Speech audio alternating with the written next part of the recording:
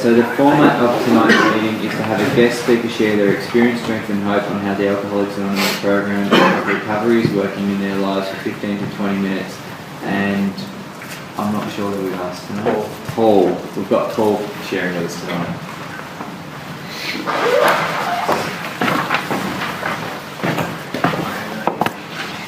Hi everyone, my name's Paul, I'm an alcoholic.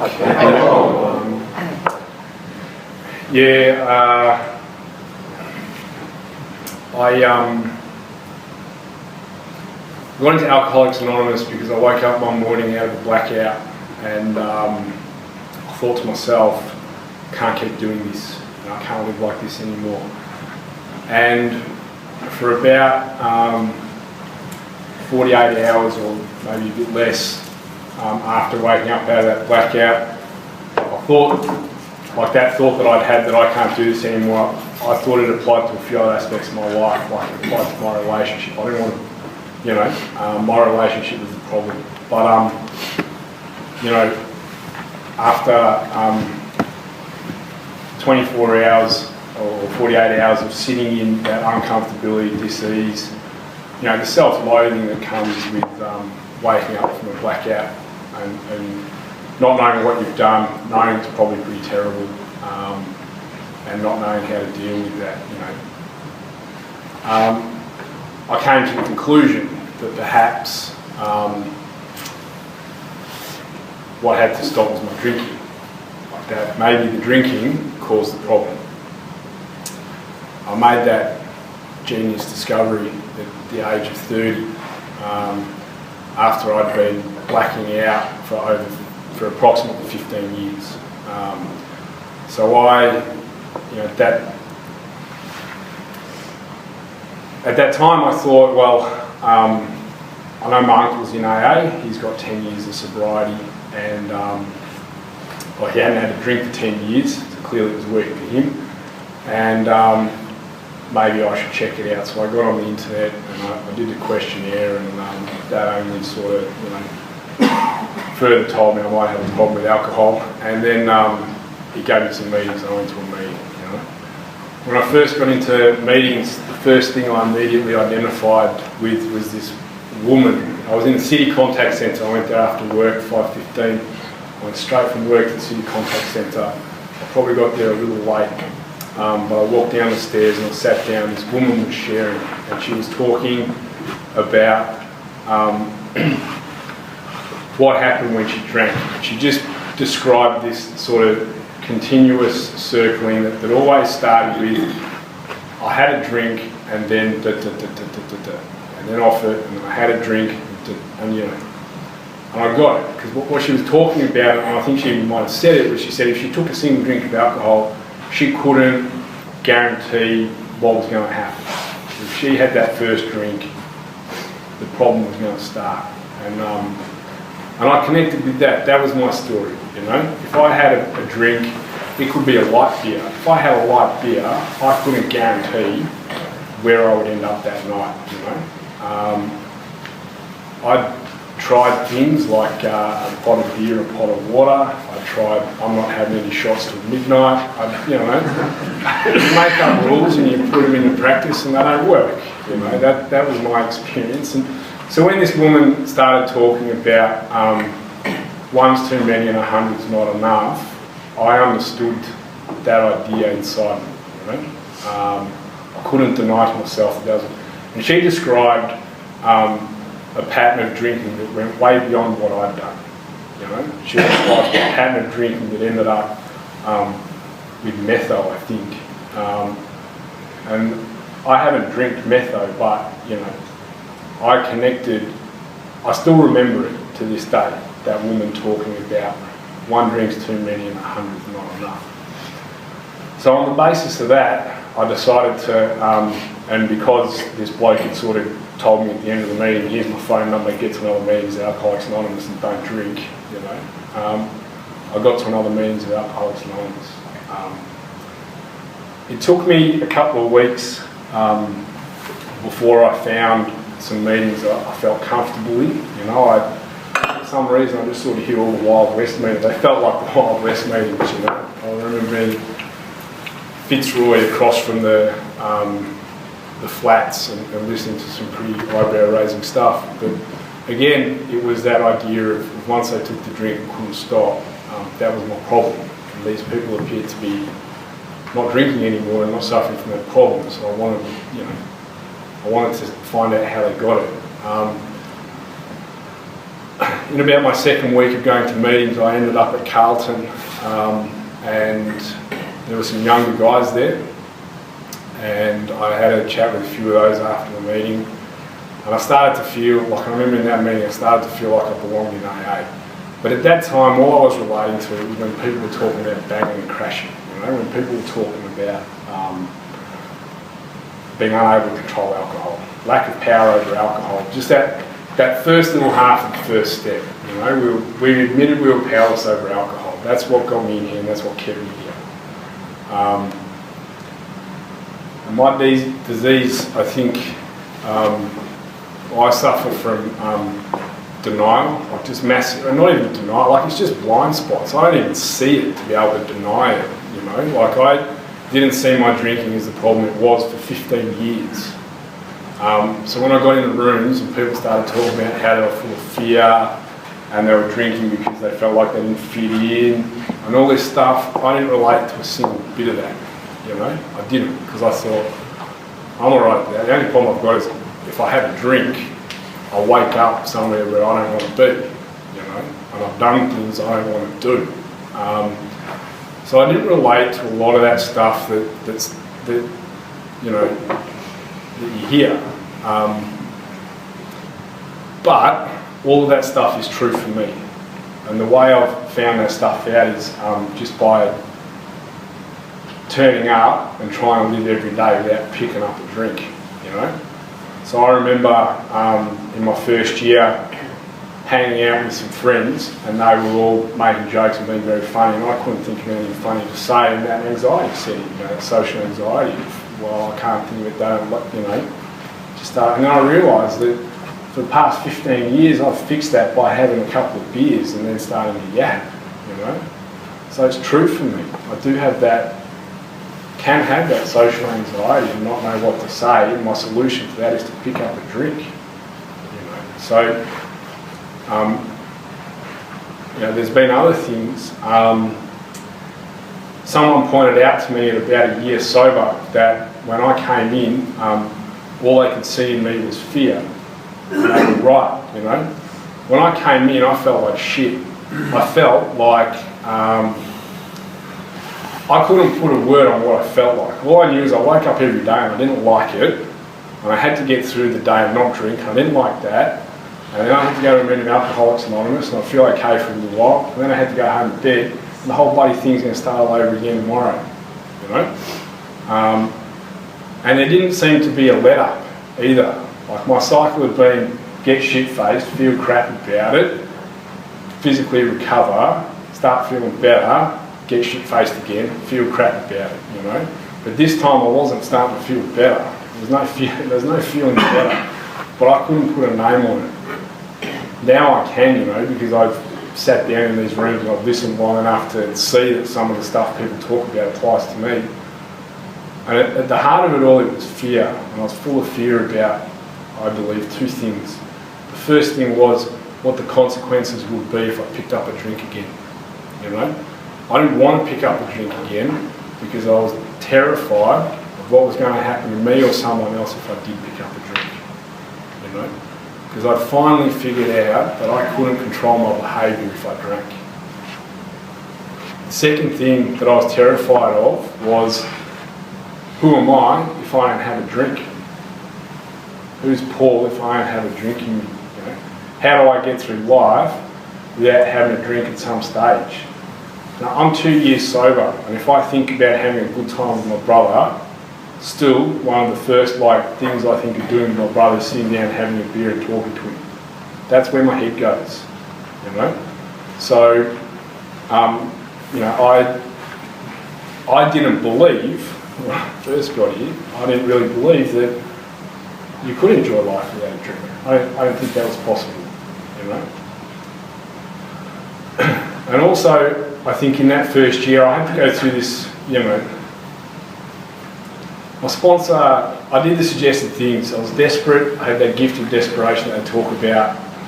You know, they said to me 30 meetings in 30 days, so I did that. I said, then what? And they said 90 meetings in 90 days, so I did that too. I was out of ideas, so I kept on going. I said, get a home group. I did that. Get a sponsor. I did that. And once I got a sponsor, suggestions started coming thick and fast.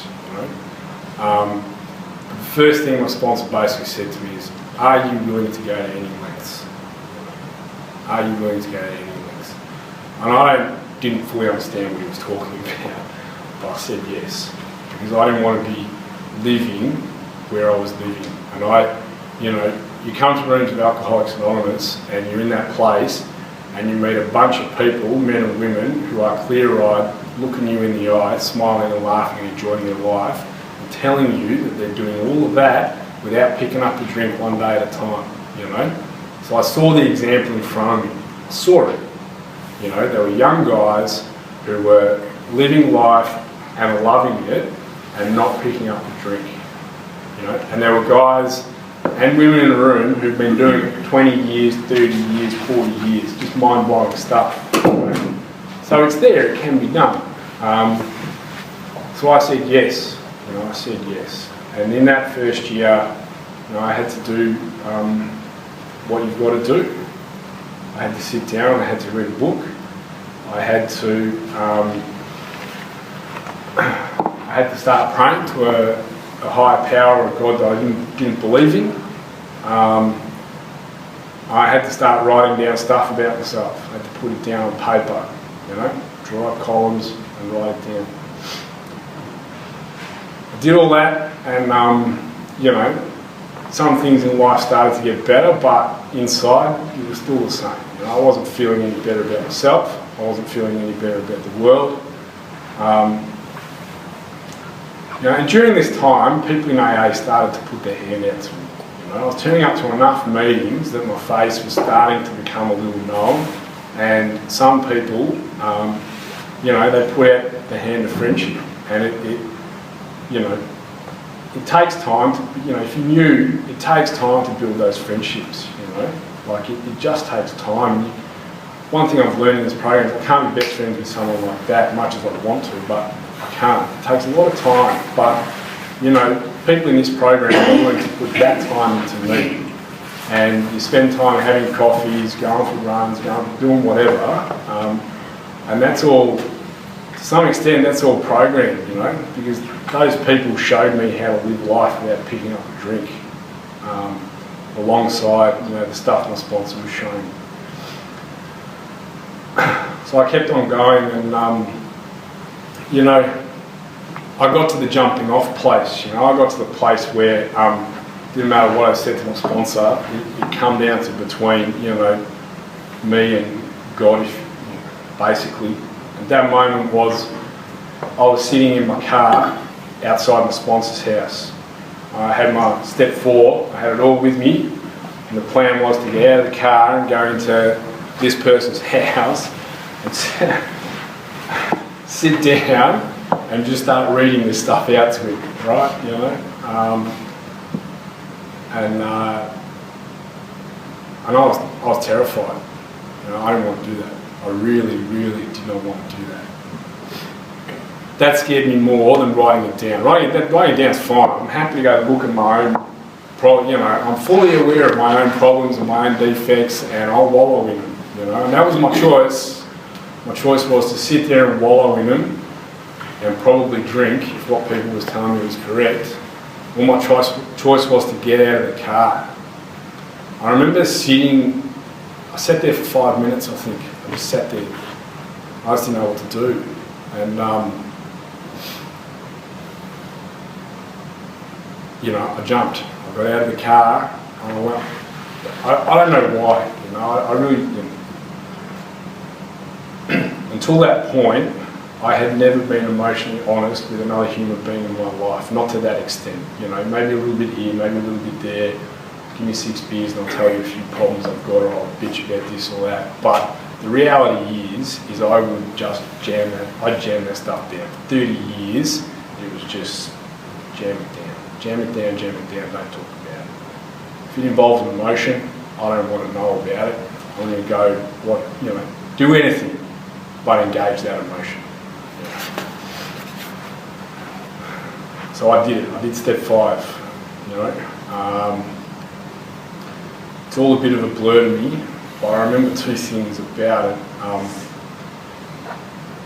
And what they were, I remember 2 resentments that I've been carrying since about the age of 17. And I prevaricated about writing them down in step 4. It was just teenage shit, But I wrote them down. They said thorough, so I wrote them down. And then I told my sponsor about it, and after I did step 5, the big book talks about, there's some step 5 promises in the big book, and I got a bunch of those. Something else that happened for me after step 5 is I had another one of those thoughts. Every so often I have these thoughts that I just recognise inside myself as, as true. Because the brain feeds me a lot of shit, but every once in a while I get something right. And the thought that I had was, I don't need to drink again. I do not need to drink again. If I want to go out and drink again, that option's still out there for me. But I do not need to go out and drink again. And since that day, I haven't lived daily in the fear that I came in here with. I haven't lived in that fear of picking up another drink, because I don't need to pick up a drink. I don't live in the fear of what a drink's going to do to me, because I don't need to pick up a drink. And I also don't live in fear of who I'm going to be or what my life is going to be like without alcohol in it. Because once again, I no longer need to have a drink. My life changed that day. My whole life changed that day. And I'm only just starting to see what some of the gifts of this program are. I recently turned 2 years sober, and for the first time in my life, before when I was drinking, things in my life would just sort of happen to me. I just sort of fell into things, I did things, I'd roll with them, I achieved a few things, but quite often it was just happenstance. Life just sort of happened to me, and I was there and went along with it, with a drink in my hand. But now I sort of have this, experience, hope. I've got this feeling that, I've no doubt life's going to happen. I've no doubt there's a whole bunch of weird and wonderful things waiting out there for me that I've got no conception of. But, I'm in a position where I think I can start to sit down and think about the future. Think about maybe putting aside some money and maybe one day owning a little sliver of property, probably 30 k's away from the CBD, because that'll be the only thing I can afford. But, that is something that in my drinking I knew I could not do. Maybe I'd like to try and start a family, Once again, my drinking, that was something I was just not prepared to do, because I knew that I had a problem with alcohol.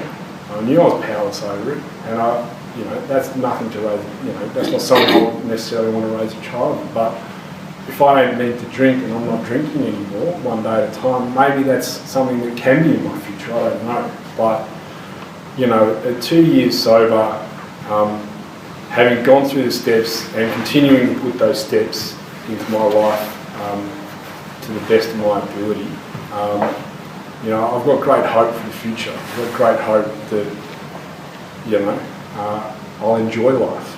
And the thing that I really love hearing about in meetings is I love hearing those people who bang on about how life in sobriety is an adventure.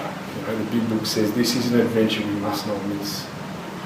And, that's the stuff that really grabs me. Because I like the idea of my life being an adventure compared to the crap that I did for 15 years of feeling like shit. I'm up for an adventure, just quietly. All right, thanks for letting me share.